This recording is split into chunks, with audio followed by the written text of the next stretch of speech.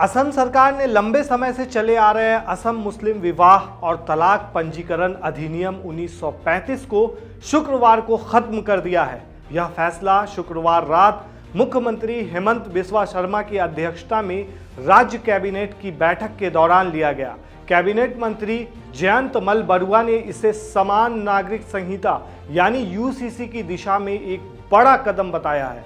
उन्होंने इस बात पर जोर दिया है कि आगे चलकर मुस्लिम विवाह और तलाक से संबंधित सभी मामले विशेष विवाह अधिनियम द्वारा शासित होंगे। उन्होंने कहा कि जिला आयुक्त और जिला रजिस्ट्रार अब नई संरचना के तहत मुस्लिम विवाह और तलाक को पंजीकृत करने के प्रभारी होंगे। निरस्त अधिनियम के तहत कार्यरत 94 मुस्लिम रजिस्ट्रारों को भी उनके पदों से मुक्त कर दिया जाएगा। उन्हें 2 लाख रुपए का एकमुश्त भुगतान दिया जाएगा।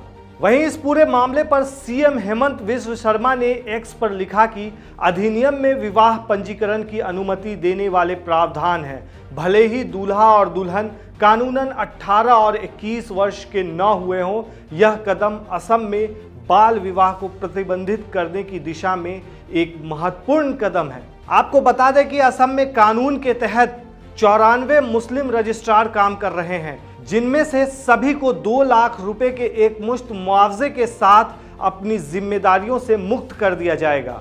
एक बार विधानसभा में अधिनियम को निरस्त करने का विधेयक पारित हो जाने के बाद जिला आयुक्त और रजिस्ट्रार मुस्लिम विवाह और तलाक के मामले को दर्ज करेंगे। अब सवाल ये उठता है कि आखिर ये कानून क्या था और कैसे काम करता था।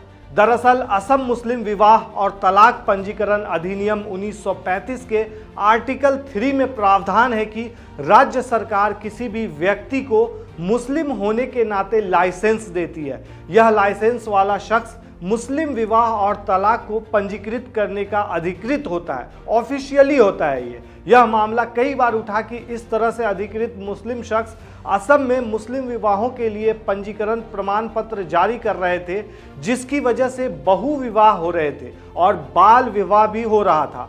वहीं असम सरकार ने कानून हटाने के पीछे तर्क दिया है कि ये कानून अंग्रेजी शासनकाल के दौर के हैं। अब सवाल ये उठता है कि क्या कानून रद्द होने के बाद असम की तस्वीर बदलेगी? सरकार का कहना है कि मुस्लिम विवाह एवं तलाक पंजीकरण कानून के तहत शादी और तलाक का पंजीकरण अनिवार्य नहीं था। साथ ही शादी का पंजीकरण करने की व्यवस्था पूरी तरह से अनौपचारिक थी, जिसके नियमों की अनदेखी हो रही थी और बाल विवाह की भी मॉनिटरिंग नहीं हो पा रही थी।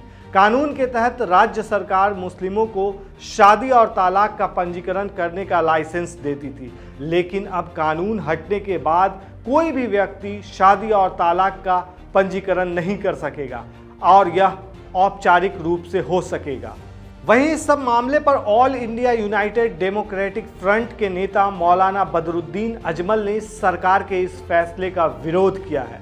उनका कहना है कि बहु विवाह केवल मुसलमानों में नहीं है, बल्कि कई अन्य समुदायों में भी है। ऐसे में सिर्फ मुसलमानों को निशाना बनाना सही नहीं है। आपको क्या लगता है, असम में इस कानून को हटाना कितना सही और कितना गलत है? हमें कमेंट में ज़रूर बताएं और अभी तक आधान हिंदी सब्सक्राइब नहीं किया है तो कर लें। शुक्रिया।